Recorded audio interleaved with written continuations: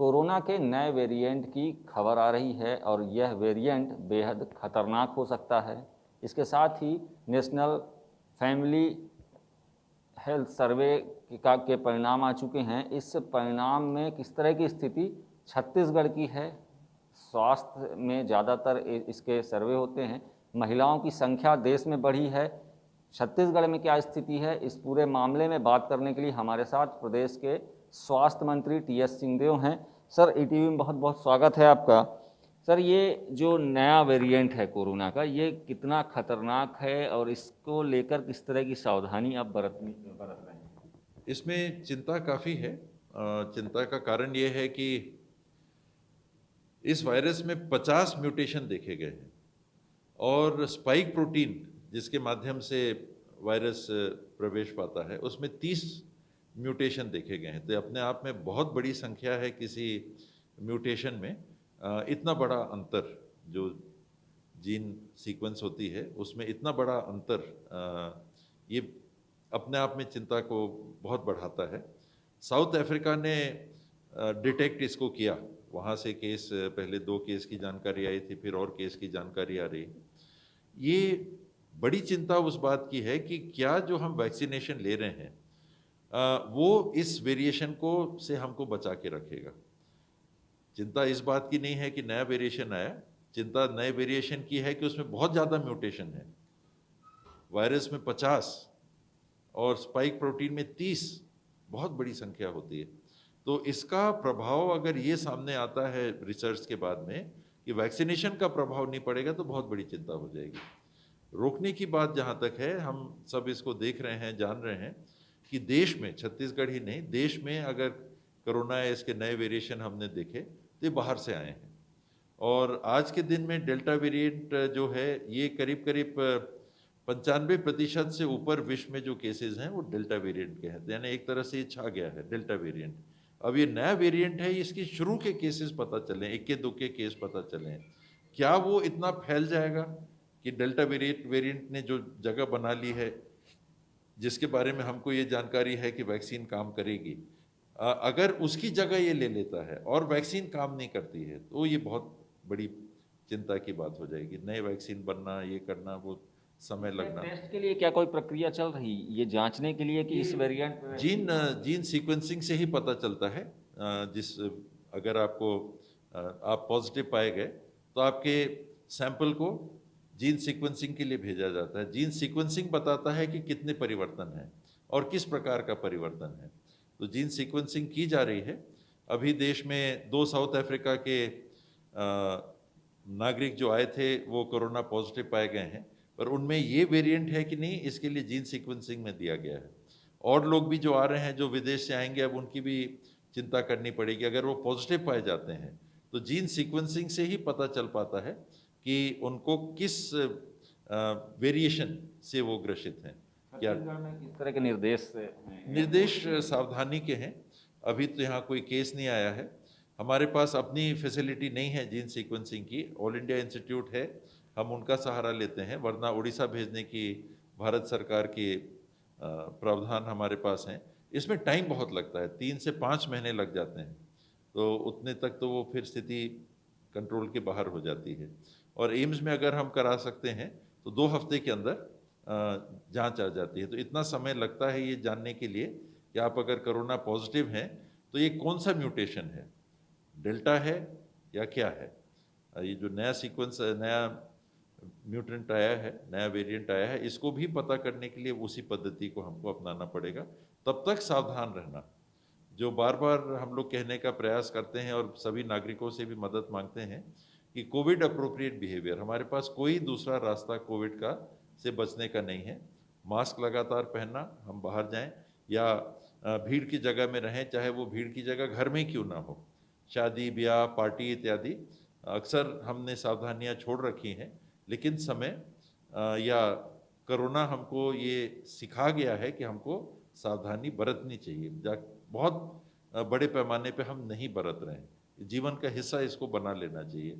हाथ धोना साबुन से, दूरियां बना के रखना, ये हमको इसको अनिवार्य रूप से अपने जीवन में बड़ा स्थान देने की आवश्यकता है और बाहर से जो लोग आते हैं उनके लिए प्रोटोकॉल बनाना, एयरपोर्ट में जांच, उनसे डिक्लेरेशन मांगना, भारत सरकार से जानकारी मांगना कि छत्तीसगढ़ कोई भी ट्रैवल करके आ रहे हैं उनकी हमको जानकारी देना।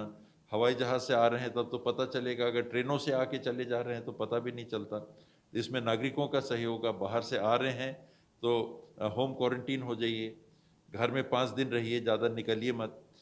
लक्षण आए ना आए, असिम्प्टोमेटिक आप हो सकते हैं, 5 दिन बाद RT-PCR टेस्ट कराइए, नेगेटिव होने पे फिर निश्चिंत होके कोरोना प्रोटोकॉल अपनाते हुए फिर समाज में विचरण करिए। तो ये सब सावधानियां अपनानी पड़ेगी। बूस्टर डोज की ज़रूरत कितनी दिखती है और इसको लेकर के किस तरह के प्रयास? मैं बूस्टर डोज के पक्ष वाला हूँ। जहाँ तक मैं समझ पाया हूँ कोरोना के बारे में, जो भी हम सुनते हैं, पढ़ते हैं, जानकारियाँ विशेषज्ञों से लेते हैं, इसकी आवश्यकता अन्य देशों में महसूस की जा चुकी है और उन लोगों ने इस्तेमाल भी चालू कर दिया है। हमको इंतज़ार करना पड़ेगा अपने वैज्ञानिकों का कि वो शोध करके और वो इसके लिए सहमति दें और इसकी आवश्यकता को बताएं कि बूस्टर डोज की हम ज़रूरत है, अब आप लेना चालू कर दीजिए। पहले अंतर के इस बात का था कि हमारे पास वैक्सीन नहीं थी, तो बूस्टर डोज देना या पहला डोज देना, तो स्वाभाविक है कि जिनको नहीं मिला है पहला डोज, उनको पहले पहला डोज देना, फिर दूसरा डोज देना और उसके बाद बूस्टर डोज देना। अब हमने जितना वैक्सीनेशन कर लिया है, छत्तीसगढ़ में भी 88% के आसपास पहला डोज लग चुका है, 50% के आसपास दूसरा डोज लग चुका है। पहले डोज के बाद 4 महीने के बाद, 12 हफ्ते के बाद में दूसरा डोज लगने की बात आती है। तो इसमें जो समय है, सभी राज्यों के पास और देश में भी वैक्सीन का भी स्टॉक है और हर महीने कम से कम 30 करोड़ वैक्सीन भी अब निर्माण देश में हो रहा है। तो उतना हमारे पास वैक्सीन है कि जो हेल्थ केयर वर्कर हैं, फ्रंट लाइन वर्कर हैं, जो सीनियर सिटीजन्स हैं, जो कॉम्प्रोमाइज्ड हैं, जिनको और भी बीमारियां हैं साथ में, तो उनको देने के लिए विचार करने का समय आ गया। साहब, केंद्र सरकार ने PM आवास ग्रामीण की राशि रोक दी। आरोप लग रहा कि राज्यांश नहीं दिया गया, इस वजह से ये हुआ। ये क्या मामला है? कुछ हद तक ये बात सही है। उनने राशि रोक नहीं दी, उनने विड्रॉ कर लिया है कि जो उनका आवंटन है और आगे इस वर्ष नहीं देंगे, क्योंकि राज्य सरकार की ओर से जो राशि उपलब्ध, मैचिंग ग्रांट हमको उपलब्ध कराना थी, 60-40 वाली योजना है।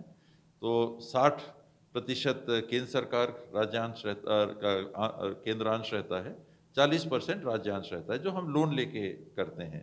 कोरोना के समय और ये सब कारणों से हमको लोन इतना लेना पड़ा।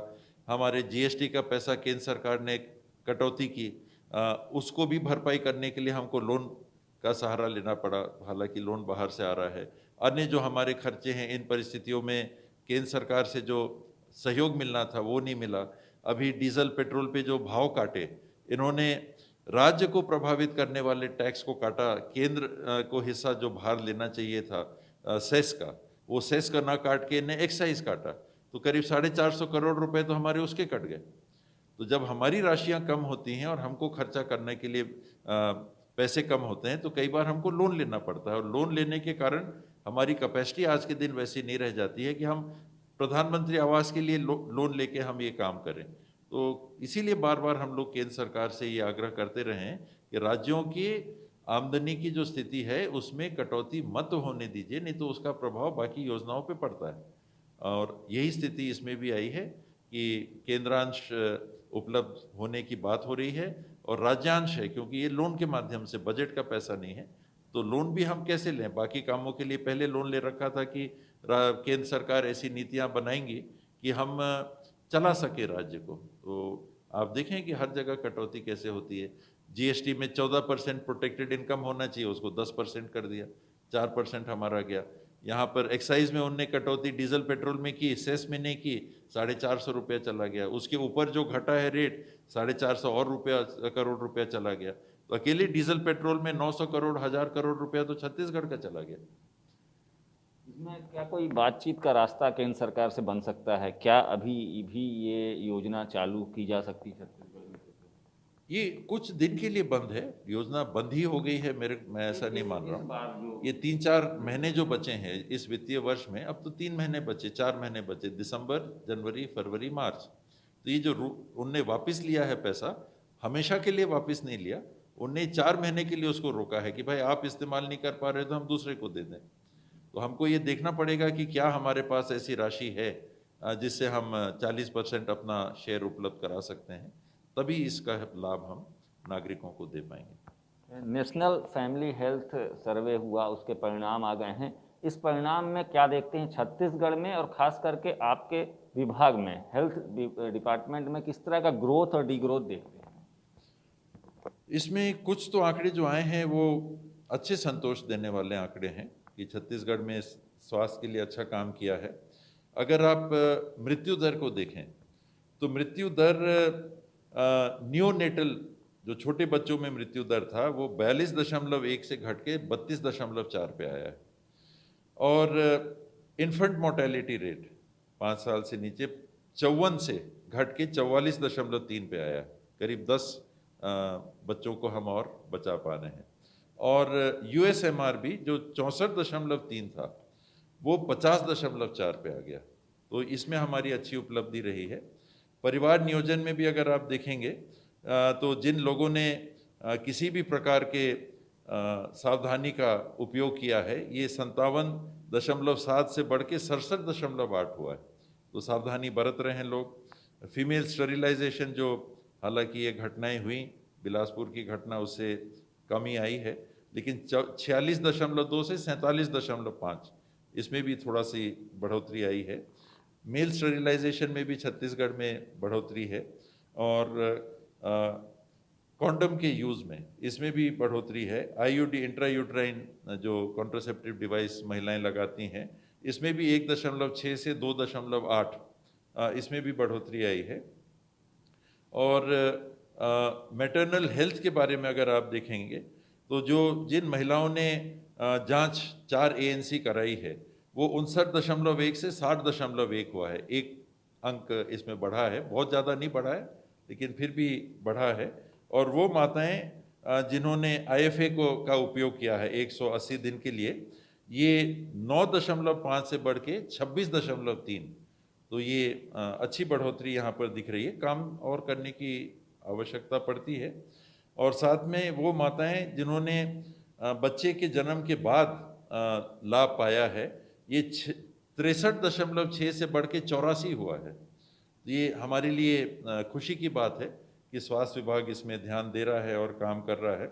और इंस्टीट्यूशनल डिलीवरी कि जिन बच्चों का जन्म किसी संस्था में हो रहा है, घर में नहीं संस्था में हो रहा है, ये 70.2 से बढ़ के 85.7 हुआ है। तो ये आंकड़े बताते हैं कि छत्तीसगढ़ में स्वास्थ्य विभाग और उसका अमला ध्यान दे रहा है, काम करने की कोशिश कर रहा है और सफलता भी मिल रही है। बच्चों को जो वैक्सीनेशन लगना चाहिए 12 से 23 महीने के बीच के बच्चों का जिनको फुल्ली वैक्सीनेशन हो गया है, ये 81.8 से 84.8 हुआ है, 3 अंक इसमें भी बढ़ोतरी आई है। और डायरिया जिन बच्चों को 2 हफ्ते पहले होता था उसमें कमी आई है, थोड़ी सी कमी उसमें देखने को मिल रही है। और बच्चों को डायरिया 2 हफ्ते के अंदर सर्वे जिनको जिंक मिल गया, पहले अगर 28.9 था तो ये 40 हो गया है, तो बच्चों को जिंक दे के ही डायरिया के समय डिहाइड्रेशन से बचाने के लिए काम में आता है। और बच्चों में जो बुखार के लक्षण दिखने लगते थे 2 हफ्ते प्रीसीडिंग सर्वे लेने के 2 हफ्ते पहले, ये 70.1 था, ये घट के 63.6 हुआ है। बच्चों में बुखार के भी लक्षण कम देखने को मिल रहे हैं। चिंता की बात जो सामने आई है पूरे देश के लिए और छत्तीसगढ़ के लिए भी, एनीमिया बढ़ा हुआ दिख रहा है। एनीमिया जो पहले 41.6 था वो 67.2 पे दिख रहा है, ये बड़ी चिंता की बात है। और गर्भवती महिलाएं 15 से 49 साल के बीच में जो हैं, उनमें एनीमिया का दर जो 11 से कम, मैं बता रहा हूँ 11 से कम कितनों में है, 41.5 से 51.8 दिख रहा है। तो ये स्थिति अच्छी नहीं है, ये चिंताजनक स्थिति है। ये बच्चों के जन्म को भी, महिलाओं के स्वयं के स्वास्थ्य को भी, दूसरी बीमारियों को भी न्योता सा हो जाता है कि हमारी शरीर की स्थिति कमज़ोर है, तो बच्चों से लेके यहाँ तक। और न्यूट्रिशनल स्टेटस भी जो बच्चों का है, इसमें जो जानकारी सामने आई है कि 3 साल से कम उम्र के बच्चे जो माँ का दूध पीते हैं, इसमें थोड़ी सी कमी दिख रही है। कम से कम 1 घंटा जो माँ का दूध पीते हैं जन्म के प्रतिशत के हिसाब से 47.1 से 32.2 दिख रहा है। ये अच्छी स्थिति नहीं है। बच्चे जो 6 महीने से लगातार माँ का दूध ले रहे हैं, इसमें बढ़ोतरी दिख रही है 77.2 से 80.3, कि 6 महीने तक बच्चों को जो माएँ दूध पिला रही हैं, इसमें बढ़ोतरी आई है, ये ठीक है। और कुल बच्चे जो 6 से 23 महीने के बीच में पर्याप्त भोजन पा रहे हैं, इसमें कमी दिख रही है। 10.9 की जगह 9.3, तो 1.5 अंक इसमें कम हुआ है, ये अच्छा नहीं है। जो स्टंटेड बच्चे कहते हैं, ये राज्य के आंकड़े हैं या देश के? ये राज्य के, ये राज्य के। तमाम तरह की योजनाएं भी छत्तीसगढ़ सरकार चला रही है बच्चों के पोषण के लिए। जी, उसके बाद भी ये स्थिति अगर दिख रही है तो हमको और ध्यान देने की ज़रूरत है। दूसरा, ये पूरे देश में यही हाल दिख रहा है, तो कहीं ना कहीं कुछ ऐसा हो रहा है जिसको हम मिस कर रहे हैं। पूरे देश में इस मामले में इस सर्वे ने जो बताया, हमने तो काफ़ी प्रयास किया था, मुख्यमंत्री जी भी इस बात को रखते रहे हैं लगातार कि अन्य जिलों में हमने कमी लाई है, काफ़ी बड़ी प्रतिशत की कमी लाई है, फिर भी पूरे देश के स्तर पे इस सर्वे में ये बताता है कि हमको और काम करने की ज़रूरत है। बहुत बहुत धन्यवाद हमसे बातचीत करने के लिए। तो ये थे प्रदेश के स्वास्थ्य मंत्री टी.एस. सिंहदेव, जिन्होंने बताया कि डेल्टा वेरिएंट के बाद अब जो नया वेरिएंट है वो चिंताजनक इसलिए है क्योंकि अभी तक यह पता नहीं है कि जो वैक्सीन हमें और आपको लग चुकी है, यह वैक्सीन इस वेरिएंट पे काम करेगी या नहीं। फिलहाल इसकी जांच चल रही है। इसके साथ ही नेशनल फैमिली हेल्थ सर्वे की रिपोर्ट जिस तरह की आई है, वो रिपोर्ट छत्तीसगढ़ में स्वास्थ्य विभाग को संतोष दे रही है। लगातार कई चीज़ों में उपलब्धि छत्तीसगढ़ को मिली है, आंकड़े बढ़े हैं, स्वास्थ्य का जो क्षमता है वो छत्तीसगढ़ की बढ़ती दिख रही है। लेकिन बच्चों में कुपोषण दूर करने, न्यूट्रिशन देने की जो बात लगातार आती है, उसमें अभी भी छत्तीसगढ़ समेत पूरे देश में आंकड़े सही नहीं है, अभी भी चिंता का विषय है। और इसको लेकर के न सिर्फ प्रदेश में बल्कि देश में एक बड़े चिंतन की आवश्यकता है। देश दीपक गुप्ता, ईटीवी भारत, सरगुजा।